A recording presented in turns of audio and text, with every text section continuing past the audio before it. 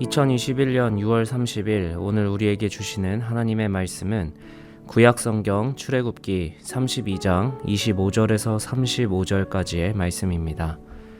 모세가 본즉 백성이 방자하니 이는 아론이 그들을 방자하게 하여 원수에게 조롱거리가 되게 하였음이라. 이에 모세가 진문에 서서 이르되 누구든지 여호와의 편에 있는 자는 내게로 나아오라 하매 레위 자손이 다 모여 그에게로 가는지라. 모세가 그들에게 이르되 이스라엘의 하나님 여호와께서 이렇게 말씀하시기를 너희는 각각 허리에 칼을 차고 진 이문에서 저문까지 왕래하며 각 사람이 그 형제를, 각 사람이 자기의 친구를, 각 사람이 자기의 이웃을 죽이라 하셨느니라. 레위 자손이 모세의 말대로 행하매 이날의 백성 중에 3,000명 가량이 죽임을 당하니라. 모세가 이르되 각 사람이 자기의 아들과 자기의 형제를 쳤으니 오늘 여호와께 헌신하게 되었느니라. 그가 오늘 너희에게 복을 내리시리라. 이튿날 모세가 백성에게 이르되 너희가 큰 죄를 범하였도다. 내가 이제 여호와께로 올라가노니 혹 너희를 위하여 속죄가 될까 하노라 하고 모세가 여호와께로 다시 나아가 여짜오되 슬프도소이다. 이 백성이 자기들을 위하여 금신을 만들어 싸우니 큰 죄를 범하였나이다. 그러나 이제 그들의 죄를 사하시옵소서. 그렇지 아니하시오면 원하건대 주께서 기록하신 책에서 내 이름을 지워버려 주옵소서. 여호와께서 모세에게 이르시되 누구든지 내게 범죄하면 내가 내 책에서 그를 지워버리리라. 이제 가서 내가 내게 말한 곳으로 백성을 인도하라. 내 사자가 내 앞서 가리라. 그러나 내가 보응할 날에는 그들의 죄를 보응하리라. 여호와께서 백성을 치시니 이는 그들이 아론이 만든 바 그 송아지를 만들었음이더라. 오늘 하나님과 함께하는 삶이라는 제목으로 하나님의 말씀을 선포하겠습니다. 성경을 읽으면 종종 이해하기 어려운 본문들을 만나게 됩니다. 때로는 하나님의 일하심이 불공평하고 과하게 느껴질 때도 있습니다. 오늘 말씀도 그런 부분 중 하나가 아닌가 생각합니다. 모세가 하나님의 계명을 받으러 산에 올라간 사이 아론은 백성들과 함께 하나님을 시각화하는 죄를 짓고 맙니다. 그리고 그에 대해 하나님은 매우 노하신 상황이었습니다. 그 이후 이스라엘 백성들에게 일어난 일들이 오늘 본문에 기록되어 있습니다. 그런데 생각보다 사태가 심각합니다. 한 지파가 이스라엘 3,000명을 죽이는 동족상잔의 비극이 벌어진 장입니다. 하나님은 왜 그토록 분노하셨는지, 그리고 하나님의 말씀을 받았고 온유하다고 한 모세는 어떻게 이러한 결정을 하게 되었는지 이해하기가 어렵습니다.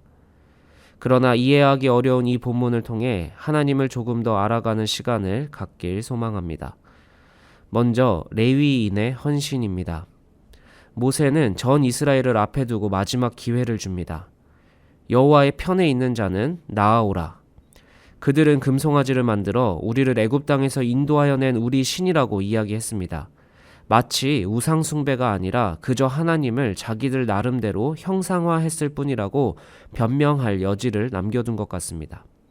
그러나 정작 마지막 기회일 수도 있는 여호와의 편에 있는 자는 나오라라고 하는 모세의 말에 오직 레위 자손만 나옵니다. 그들은 여호와의 이름만 필요했을 뿐 정말 여호와의 편에 서려는 자가 이스라엘 백성 중에 많지 않았던 것입니다. 어쩌면 그들이 너무 큰 죄를 지었기에 감히 나아올 용기가 없었던 것이라고 생각할 수도 있습니다. 그러나 여호와의 편에 서겠다고 나온 레위인은 그럴 만한 자격이 있었을까요? 오히려 이 모든 죄의 시작인 아론이 레위 지파였기에 더 큰 책임으로 나오지 못했어야 했을 것입니다.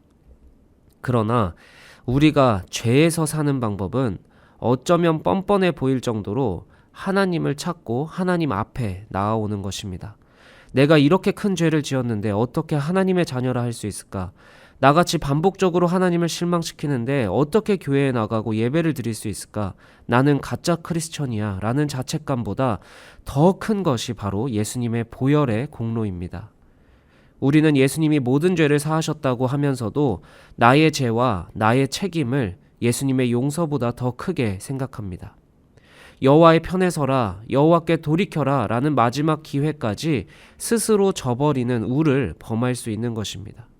그러나 진짜 죄로부터 구원받는 방법은 레위인같이 뻔뻔할 정도로 하나님께 돌이키는 것입니다. 그 뻔뻔한 레위 족속에게 모세는 이 문에서 저 문까지 왕래하며 형제와 친구 이웃을 죽이라는 어마무시한 명령을 내립니다.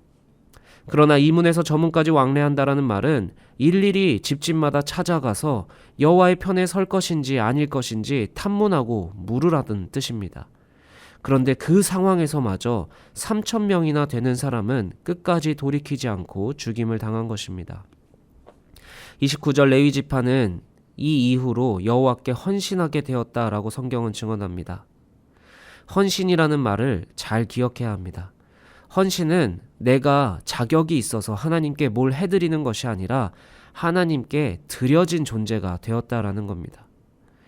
헌신을 했다라고 이야기하지 않고 헌신하게 되었다라는 말은 나 스스로 하나님 앞에 거룩하게 구별한 것이 아니라 하나님에 의해 구별된 존재라는 뜻입니다.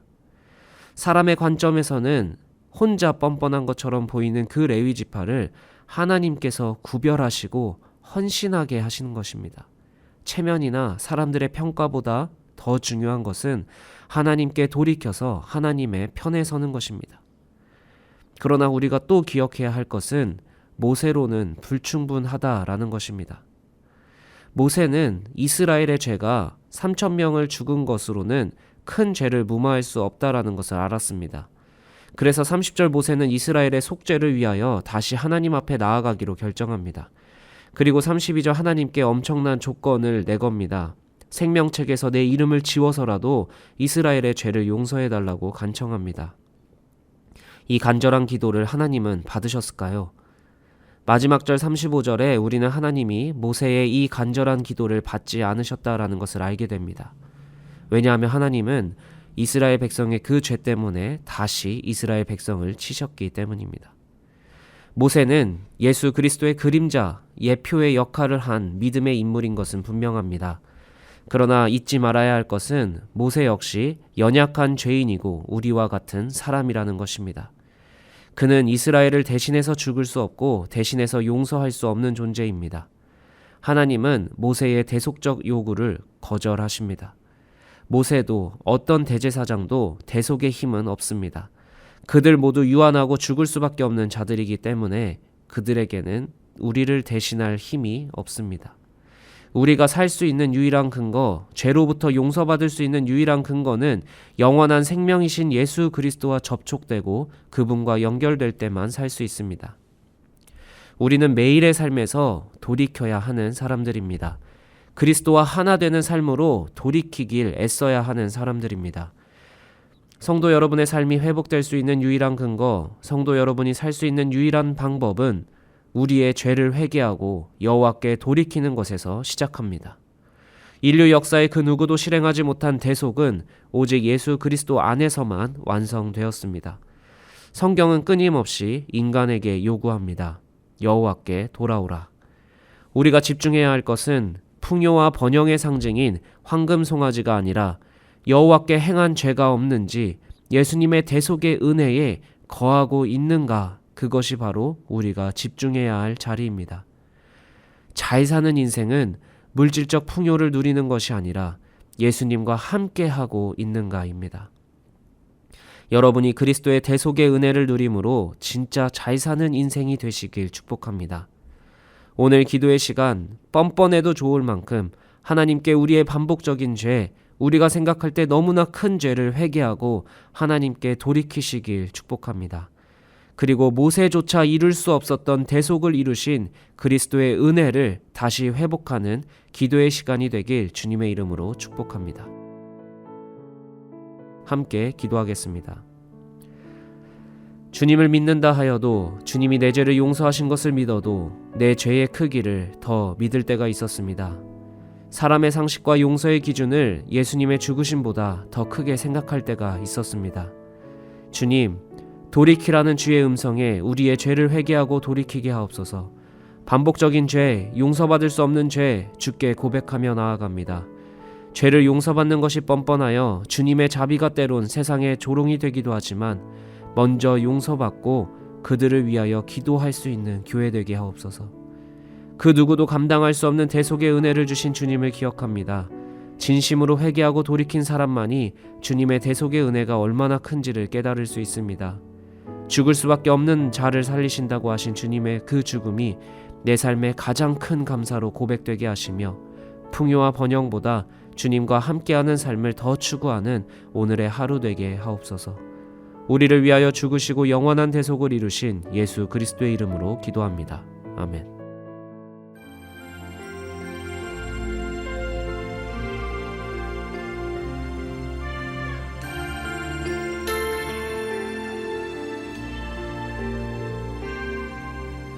우리 죄 위해 죽으신 주, 십자가 그 사랑 감사해.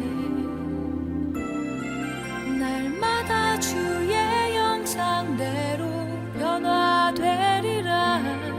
십자가 우릴 새롭게 하리. 우리 죄 위해 죽으신 주,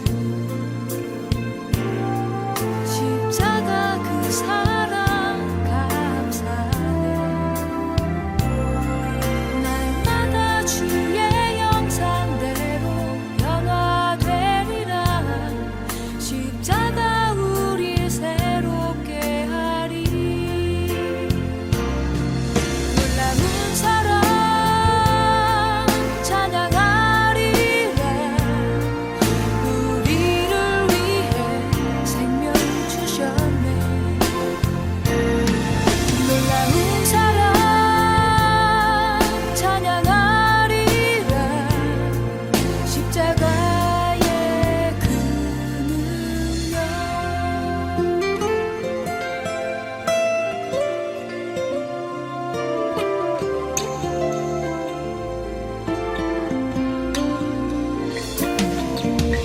우리 죄 위해 죽으신 주,